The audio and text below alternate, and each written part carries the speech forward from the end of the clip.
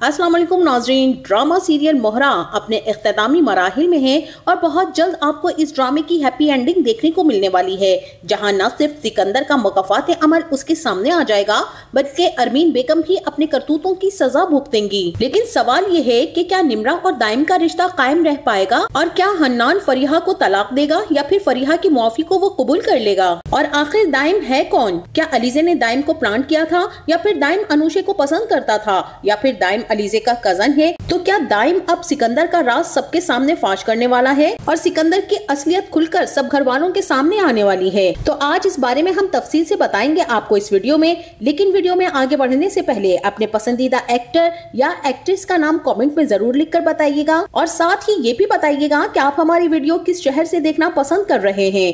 Channel पर नए हैं तो जल्दी से चैनल को सब्सक्राइब भी कर लीजिए। तो नाज़रीन, जैसा कि डॉक्टर फरीहा ने निम्रा की प्रेगनेंसी की रिपोर्ट उसके घर वालों को दिखा दी है, तो किसी को भी इस रिपोर्ट पर यकीन ही नहीं आ रहा, जबकि रेहान और उसकी माँ तो खासे ज्यादा परेशान नजर आते हैं कि ये क्या हो गया है हमारे साथ, इतना बड़ा धोखा होने जा रहा था।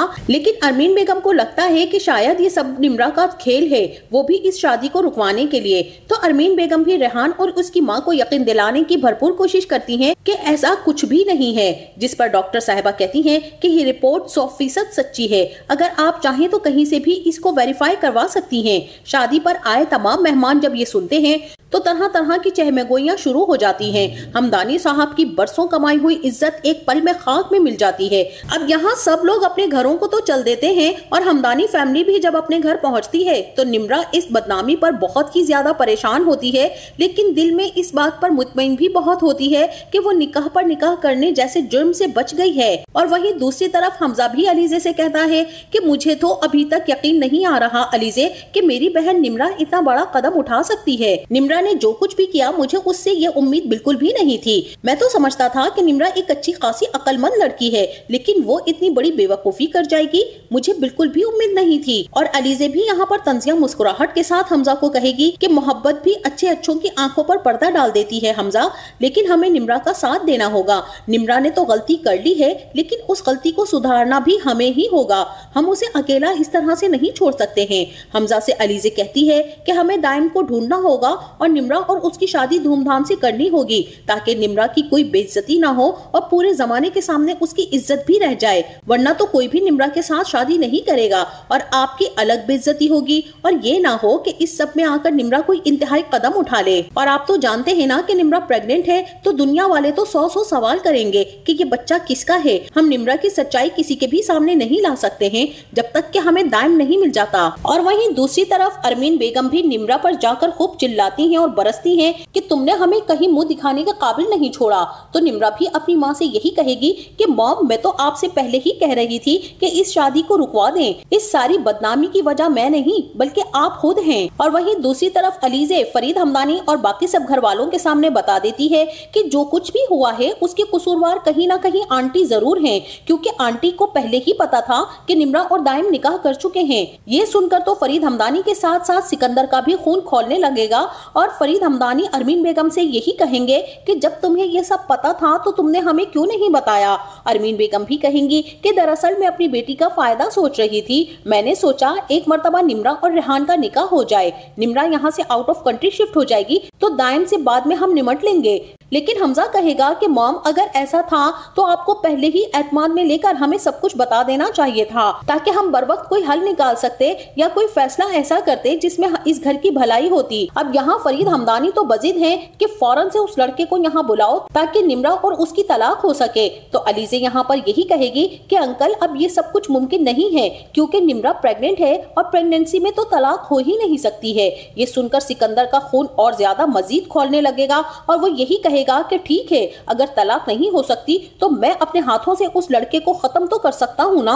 इसीलिए अब सिकंदर गुस्से में निम्रा के पास जाएगा और उससे कहेगा कि तुम मुझे बताओ उसने तुम्हारे साथ निकाह कहाँ किया था, उसका एड्रेस कुछ तो होगा तुम्हारे पास, चलो हम सब वहीं चलते हैं। तभी सिकंदर गुस्से में अपने कमरे में जाएगा और वहां से पिस्टल उठा लेगा, निम्रा को साथ लेगा और उसी घर में पहुंच जाएगा जहां पर दाइम ने निम्रा के साथ निकाह किया था। और यूं पूरी फैमिली दूसरी गाड़ी में बैठकर सिकंदर के पीछे पहुंच जाती है। है। नाज़रीन, पूरी की पूरी फैमिली दाइम के घर पहुंच जाएगी। सिकंदर गाड़ी से उतरेगा और जाकर गार्ड का गिरबान पकड़ लेगा और उससे कहेगा कि दाइम कहाँ है, बताओ मुझे। वो कहेगा कि उसे कुछ नहीं मालूम कि वो कहाँ है। सिकंदर गुस्से में उसे धमकी देगा कि सच ना बताया तो मैं तुम्हें अभी यहीं पर मार डालूंगा। आखिरकार गार्ड बेचारा मजबूर होकर दाइम के एक दोस्त का एड्रेस दे देगा और उससे कहेगा कि आप लोग इस एड्रेस में चले जाएं, वो वहीं पर मिलेंगे आपको। लेकिन नाज़रीन, ये सब कुछ प्लानिंग के साथ ही हो रहा था और सबके पीछे अलीजे का हाथ है। अलीजे ने ये सब कुछ इतनी ज्यादा प्लानिंग के साथ किया कि सिकंदर को उसकी भनक तक नहीं पड़ी। और जैसे ही सिकंदर गार्ड से एड्रेस लेकर वहां पर पहुंचेगा तो उसकी आंखें खुली की खुली रह जाएंगी। यहाँ पर तो सिकंदर की वही हालत होगी कि ले आई फिर कहां से किस्मत हमें वहां पे, ये तो वही जगह है गुजरे थे हम जहां से। इसी ख्याल के तहत सिकंदर यही सोचता है कि ये तो वही घर है जहां पर कभी अनुषे के साथ वो आया करता था और जब वो अंदर जाएगा तो घर को बिल्कुल उसी तरह से सजा हुआ पाएगा, वैसे ही फूलों से जैसा कि उसने अनुषे के साथ निकाह के वक्त इस घर को सजाया था। ये सब सिकंदर देखकर हैरान रह जाएगा क्योंकि इसमें सिकंदर के साथ अरीशा भी मिली हुई थी। जैसे ही ये लोग घर में एंटर होंगे तो सामने दाइम खड़ा होगा, हल्की सी मुस्कुराहट के साथ कहेगा कि वेलकम वेलकम वेलकम, सब लोग आप बहुत जल्दी आ गए हैं, अभी तो थोड़ी तैयारी और बाकी थी। जैसा कि निम्रा, सिकंदर, हमदानी, अलीजे और अरमीन बेगम ये सब देखकर परेशान हो जाएंगे। अब दाइम सिकंदर की तरफ बढ़ेगा और बगैर रुके कहेगा कि सिकंदर, ये घर पहचाना तुमने, ये वही घर है, वही कमरा है और उसी तरह से सजाया गया है जहां तुमने उस लड़की के साथ ये सब कुछ किया था। ये सुनते ही सिकंदर एकदम रुक जाएगा। सिकंदर के कदमों तले तो जमीन निकल जाएगी, उसका रंग उड़ जाएगा क्योंकि सिकंदर का मकफात अमल उसके सामने आकर खड़ा हो जाएगा। सिकंदर को सब कुछ नजर आ रहा होता है। अब सिकंदर को अपने किए गए वो तमाम मनाजिर एक फिल्म की तरह से जहन में चल रहे होंगे कि किस तरह से उसने अनुषे के साथ निकाह किया, उसके साथ रात गुजारी, सुबह को उससे घर से भी निकाल दिया और निकाह नामा भी जला डाला।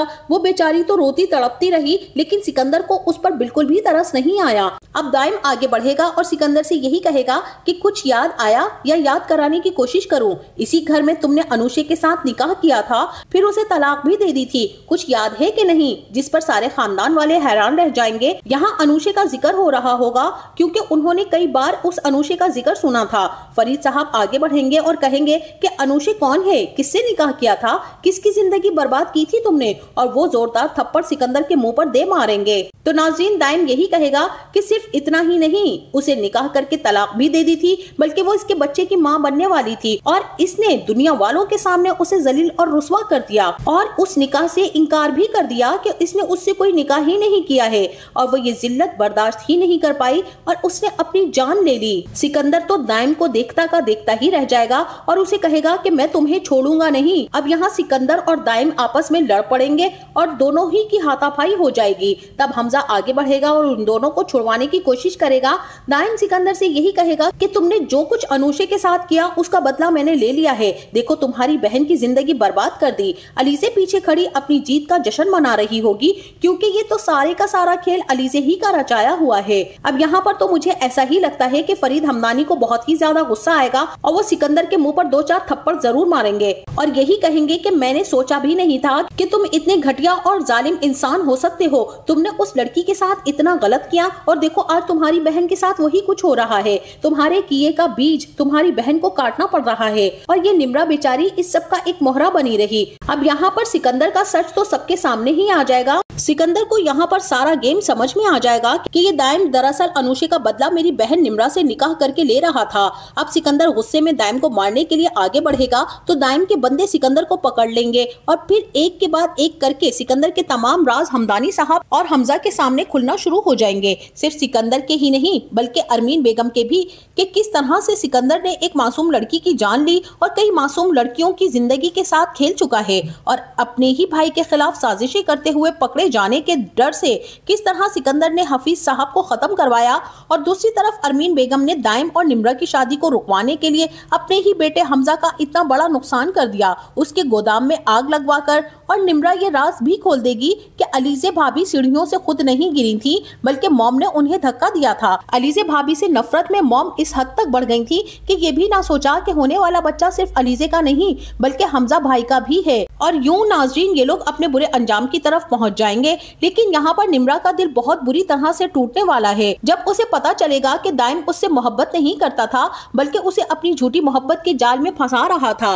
अनुषी की मौत का बदला लेने के लिए। तो निम्रा हो सकता है कि अपनी जान लेने की कोशिश करे, लेकिन नाजरीन लगता तो यही है कि अलीज़े निम्रा को बचा लेगी, क्योंकि अलीज़े को निम्रा में अपनी बहन अनुषी नजर आती है। और फिर दाइम निम्रा से कहेगा कि ठीक है, मैंने तुम्हारे साथ झूठी मोहब्बत का खेल खेला, लेकिन निम्रा मुझे नहीं पता था कि सब कैसे और कब हो गया। मुझे तुमसे सच्ची मोहब्बत हो गई, मैं तुम्हें दिल से अपनाना चाहता हूँ। मैं तुम्हारे भाई सिकंदर की तरह कमजोर नहीं हूँ, मैं तुम्हें दिल से अपनाना चाहता हूँ। हम अपने बच्चे के साथ एक खुशहाल जिंदगी का आगाज करेंगे। और वहीं दूसरी तरफ नाजरीन जिस तरह से फरीहा ने हन्नान की मिन्नत समाजत की, उसके पाँव पड़ गई। शाइस्ता बेगम का दिल तो पसीज ही गया है। अपने बेटे हन्नान से कहती हैं कि हमें फरीहा को कम से कम एक मौका तो और देना चाहिए ना। अब यहाँ पर हन्नान भी हैरान होता है कि अम्मी आपके साथ उस लड़की ने इतना बुरा किया, उसके बावजूद उसके लिए इतना अच्छा सोच रही हैं। तो यहाँ पर शाइस्ता बेगम भी हन्नान के सामने अपने गुनाहों का एतराफ करते हुए कहेंगी कि बेटा मैं पहले ही तुम्हारी जिंदगी खराब कर चुकी हूँ।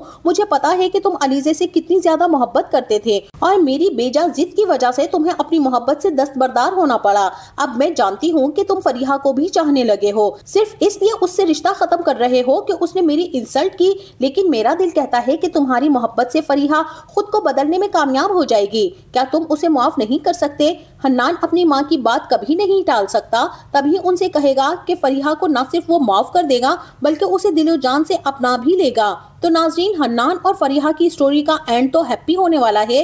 अब देखना यह है कि सिकंदर और अरमीन बेगम का क्या अंजाम होगा। वैसे नाजरीन ये जरूर बताइएगा कि इन दोनों विलन्स में आपको सबसे बुरा कौन लगता है, सिकंदर या फिर अरमीन बेगम? कमेंट सेक्शन में अपनी राय का इजहार जरूर कीजिएगा। जाते जाते वीडियो को लाइक और चैनल को सब्सक्राइब करना ना भूलिएगा। अपना बहुत सारा ख्याल रखिएगा। मिलते हैं नेक्स्ट वीडियो में, तब तक के लिए अल्लाह हाफिज।